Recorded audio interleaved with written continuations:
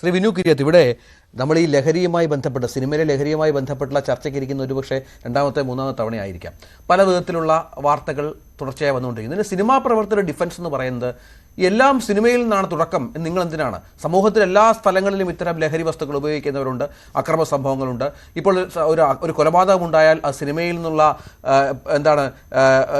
സിനിമയെ സ്വാധീനിക്കുന്നത് കൊണ്ടാണ് എന്ന് പറയുന്നു. ലഹരി ഉപയോഗിക്കുന്നവർ സിനിമയിൽ മാത്രമാണെന്ന് വരുത്തി തീർക്കാൻ ശ്രമിക്കുന്നു. ഇപ്പോൾ ഇത്തരം വെളിപ്പെടുത്തലുകൾ വരുമ്പോൾ അതൊരു കേവലം ഒരു ഒരു വിശദീകരണം എന്നതിനപ്പുറത്തേക്ക് അതിന് മറ്റു പ്രാധാന്യം കൽപ്പിക്കേണ്ടതുണ്ടോ? ആദ്യം വിൻസിക്ക് ഒരു നല്ല അഭിനന്ദനം. കാരണം ഇത്ര സധൈര്യം തനിക്ക് നേരിട്ട അനുഭവങ്ങൾ പറഞ്ഞതിന്. പക്ഷെ ഇവിടെ ഒരു ചെറിയ പ്രശ്നം എന്ന് വെച്ചാൽ, ഈ നമ്മൾ സ്ഥിരം പറയല്ലോ ഇവരൊക്കെ പ്രമുഖരാണല്ലോ, സിനിമയിൽ പൊതുവെ നമ്മൾ പറഞ്ഞല്ലോ പ്രമുഖൻ. ഇവരുടെ ഒന്നും പേരുകൾ പറയാത്തിടത്തോളം വിൻസി അത്തരക്കാരോട് ഇനി അഭിനയിക്കില്ല എന്ന് പറയുമ്പോൾ ഒരാളോ രണ്ടാളോ ആണെന്ന് തോന്നുന്നില്ലല്ലോ സിനിമയിൽ ഇത് ഉപയോഗിക്കുന്നത്.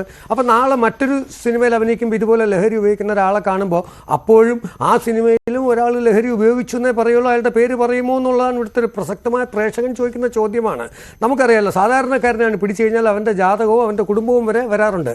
സിനിമാക്കാരെ പിടിച്ചു കഴിഞ്ഞാൽ അല്ലെങ്കിൽ പ്രശസ്തരെ പിടിച്ചു കഴിഞ്ഞാൽ പ്രമുഖർ എന്ന് തന്നെ പറയാം. പിടിച്ചു കഴിഞ്ഞാൽ ഇതൊന്നും പുറത്ത് വരാത്തതുകൊണ്ട് ഇപ്പം ഒരുപാട് പേര് സംശയത്തിൻ്റെ മുന്നിലല്ല. ആ കുട്ടി ഒരുപാട് സിനിമകളിൽ അഭിനയിച്ചു കഴിഞ്ഞു. അപ്പോൾ തീർച്ചയായിട്ടും വിൻസി അഭിനയിച്ച സിനിമകളിൽ ഏതൊക്കെ നടനാണെന്നുള്ള പലരുടെ നമുക്ക് സംശയിക്കും. അത് പാടില്ലായിരുന്നു. പോട്ടെ, അറ്റ്ലീസ്റ്റ് ആ സമയത്ത് അവർ ഭയങ്കര സങ്കടത്തോടെ പറയുന്നുണ്ട് വല്ലാത്ത ബുദ്ധിമുട്ടായിരുന്നു ആ ലൊക്കേഷനിൽ, സത്യമായിരിക്കും. പക്ഷെ അവർക്ക് ഇവിടെ ഒരു സംഘടനയുണ്ട്, അമ്മ, അവിടെ കംപ്ലയിൻറ്റ് ചെയ്യാമായിരുന്നു. അല്ലെങ്കിൽ പോലീസിനെ കംപ്ലയിൻറ്റ് ചെയ്ത് നമുക്കറിയില്ല. ഇന്ന് ഏറ്റവും കൂടുതൽ ലഹരിക്കാരുടെ നിന്ന് അടികൊള്ളുന്നത് പാവം പോലീസാണ്.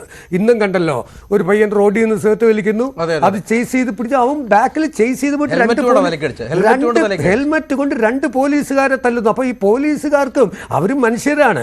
പക്ഷേ ഇവിടെ എന്തുകൊണ്ട് ഇത് സംഭവിക്കുന്നു എന്ന് ചോദിച്ചാൽ പോലീസുകാരുടെ പലർക്കും ഇതിനകത്ത് വലിയ പങ്കുണ്ടെന്നുള്ളത് നമ്മൾ ഒരുപാട് തവണ കണ്ടിട്ടുണ്ടല്ലോ. ഇപ്പോൾ തന്നെ ബഹുമാനപ്പെട്ട കോടതി പോലും പറഞ്ഞു വെച്ചാൽ തെളിവില്ല. ഒരു നടനെതിരെ ഒരു വലിയ, അതായത് എല്ലാം പറഞ്ഞിട്ട് ലാസ്റ്റിൽ കോടതിക്ക് വെറുതെ വിടേണ്ടി വരുന്നൊരവസ്ഥ വരുന്നെങ്കിൽ അത് ഉന്നതനാണോ അല്ലെങ്കിൽ പ്രമുഖനാണോ എന്ന് നോക്കിയിട്ട് തന്നെയാണ്.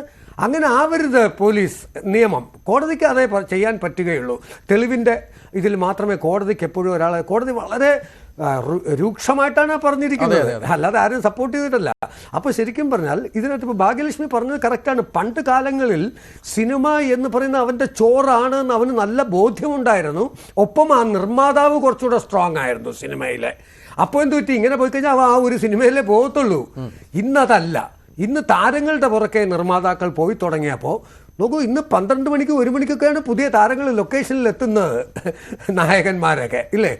അപ്പോൾ ഈ കുട്ടി അത്രയെങ്കിലും എന്താ പറയുക, വിൻസി പറഞ്ഞതിന് ആ കുട്ടിക്ക് പക്ഷേ വിൻസി നേരത്തെ പറഞ്ഞ പോലെ അമ്മയെങ്കിലും മറ്റും കംപ്ലൈൻറ്റ് വിൻസിക്ക് വേണേൽ കൊടുക്കാമായിരുന്നു. പക്ഷേ വിൻസിയുടെ ഒരു ഗതികേടെന്ന് പറഞ്ഞാൽ ആ സിനിമ പൂർത്തീകരിക്കണം. കാരണം സംവിധായകനും നിർമ്മാതാവും ഒക്കെ വന്ന് കാല് പിടിച്ചു എന്നാണ് പറയുന്നത്.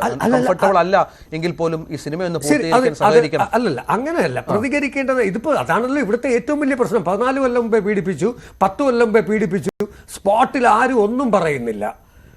അതാണ് ഈ പ്രേക്ഷകൻ ചോദിക്കുന്ന ഒരു ചോദ്യം. അതാണ് വിൻസി എന്ന് പറയുന്നത് സ്മാർട്ടായിട്ട് ഇത് ചെയ്തു. പക്ഷേ ഇനി അടുത്ത ലൊക്കേഷനിൽ പോകുമ്പോഴും ഇത് മറ്റൊരാൾ ലഹരി ഉപയോഗിക്കുമ്പോൾ വിൻസിക്ക് എന്ത് ചെയ്യാൻ പറ്റും എന്നുള്ളത് വലിയ ചോദ്യമല്ലേ. കാരണം പ്രമുഖർ ഇത് വെറൊരു ചർച്ചയിൽ ഒതുങ്ങി പോകില്ലേ. ഇപ്പോൾ എന്തോ പല ചാനലും ഇത് ചർച്ച ചെയ്യുന്നു. പക്ഷേ ഇത് ചർച്ച കഴിയുമ്പോൾ അടുത്ത നാളെ വേറൊരു വിഷയം. അങ്ങനെ ആവരുത്. ഇൻഡസ്ട്രിക്ക് ചീത്തപ്പേരാണ്. അത് മാറ്റാനായിട്ട് ഈ പറഞ്ഞ പോലെ വിൻസിയെ പോലെ എല്ലാവരും രംഗത്ത് വരണം. അത് പിന്നെ പുരുഷന്മാർ മാത്രമല്ല കേട്ടോ ലഹരി ഉപയോഗിക്കുന്നത്. അതും അറിയാമല്ലോ, സിനിമയിൽ തന്നെ നമ്മൾ പല ലാംഗ്വേജിൽ നമ്മൾ പിടിക്കപ്പെട്ടിട്ടുണ്ട്, സ്ത്രീകളും. അതുകൊണ്ട് നമ്മൾ സോഷ്യൽ മീഡിയ കാണുന്നുണ്ടല്ലോ, പെൺകുട്ടികൾ തന്നെ ലഹരി വിൽക്കുന്നതിൽ കൂട്ടത്തിൽ ഇപ്പോൾ ഏറ്റവും കൂടുതൽ പെൺകുട്ടികളാണ്, വലിക്കുന്നതിലും ഏറ്റവും കൂടുതൽ പെൺകുട്ടികളാണ്. പക്ഷേ ഇതിൻ്റെയൊക്കെ ഉന്നതരെ ഇതുവരെ പിടിക്കുന്നില്ല. ഈ പാവം ഈ പറഞ്ഞ പോലെ വലിച്ചുകൊണ്ട് പോകുന്നവനെ പിടിക്കുന്നു, ഇത് വിൽക്കുന്നവനെ ഇതുവരെ പിടിക്കുന്നില്ല. അല്ല, ഇപ്പോൾ ഈ ആലപ്പുഴയിൽ കഴിഞ്ഞ ദിവസം ഹൈബ്രിഡ് കഞ്ചാവ് 2 കോടിയുടെ പിടിച്ച ബിനുവിന്റെ ശ്രദ്ധയിൽപ്പെട്ട് കാണാം. അതില് ഇവർ കൃത്യമായി അവരുടെ മൊഴിയിലുണ്ട്, എക്സൈസ് ഉദ്യോഗസ്ഥർ നമ്മളോട് പറയുന്നതാണ് ഈ 2 പ്രമുഖ നടന്മാരുടെ പേരുണ്ട്. പക്ഷെ ആ കേസും ഈ പറഞ്ഞ 2015 കേസ് പോലെ എങ്ങും എത്തില്ല കാര്യത്തിൽ യാതൊരു സംശയമില്ല. അതാണ് പ്രശ്നം. അവിടെയാണ് ഈ പണത്തിന് മേൽ പെരുന്തും പറക്കൂല എന്ന് പറഞ്ഞത്. നോക്കൂ, 2500ഓളം കിലോ നേവിക്കാർ പിടിച്ചത്, അതിൽ പകുതി കേരളത്തിൽ കൊണ്ടുവരാണെന്നാണ് അറിയുന്നത്. അപ്പോൾ ഇത് നമ്മൾ അറിയുന്നത് ഈ സിനിമാക്കാരനായതുകൊണ്ട് മാത്രമാണ് ഇത് അറിയുന്നത് കേട്ടോ. സ്കൂൾ കുട്ടികൾ വരെ, കൊച്ചു കുട്ടികൾ വരെ ലഹരിക്ക് അടിമയാണ്. നമ്മൾ കാണുന്നില്ലേ, തലക്കടിച്ച് കൊല്ലുന്നു, വെട്ടിക്കൊല്ലുന്നു. ഒന്ന് പറഞ്ഞാൽ 2ന് കാരണം അവർക്ക് മനസ്സ് വേറെ ലെവലിലാണ്. അവർക്കൊന്നും ഇതിനെക്കുറിച്ച് ബോധമല്ല അവർ. പെട്ടെന്ന് വയലൻ്റ് ആവുന്നു. ഇന്ന് അത് ഞാൻ പറയണതിലേക്ക് എന്ന് അന്യസംസ്ഥാന തൊഴിലാളികൾ ഇവിടെ വന്നിട്ട് അവരെ അതിഥി തൊഴിലാളി എന്ന് സ്വീകരിച്ചോ അവരിലാണ് നമ്മുടെ ലഹരി തുടങ്ങിയെന്നുള്ളത്. നമുക്ക് അങ്കമാലി ആ ഭാഗത്തേക്ക് നമ്മൾ ചെല്ലു, പെരുമ്പാവൂർ ഭാഗത്തേക്ക് ചെല്ലു, നടു റോഡിൽ നിന്നാണ് ഇവർ മദ്യപിക്കുന്നത്, ആരുമില്ല ചോദിക്കാൻ. അവരുടെ കേന്ദ്രമായി മാറി. അത് വേറെ സ്റ്റേറ്റ് ആണോ എന്ന് നമുക്ക് തോന്നിപ്പോകും ഇപ്പോൾ. ഇതാരോട് പറയാനായിട്ട്? അപ്പോൾ തീർച്ചയായിട്ടും സർക്കാർ ഇത് സ്ട്രോങ് ആയിട്ട് ഇതിനൊരു ഡിസിഷൻ എടുക്കുക. എന്തുകൊണ്ട് ഈ കോടതിയിൽ അങ്ങനെ ഒരു ഇത് ആ നടനെതിരെ പോയെങ്കിൽ ആ പോലീസ് ഉദ്യോഗസ്ഥർക്കെതിരെ നടപടി എടുക്കണം. എന്തിനാ ഇതെങ്ങനെ മാറി? അത് അതിലേക്ക് വരാം. സർക്കാരിനും ഈ പറയുന്നത് പോലെ നമ്മുടെ സംവിധാനങ്ങൾക്കും ഒക്കെ കൃത്യമായ ഉത്തരവാദിത്തമുണ്ട്. ശ്രീ ഖാദർ,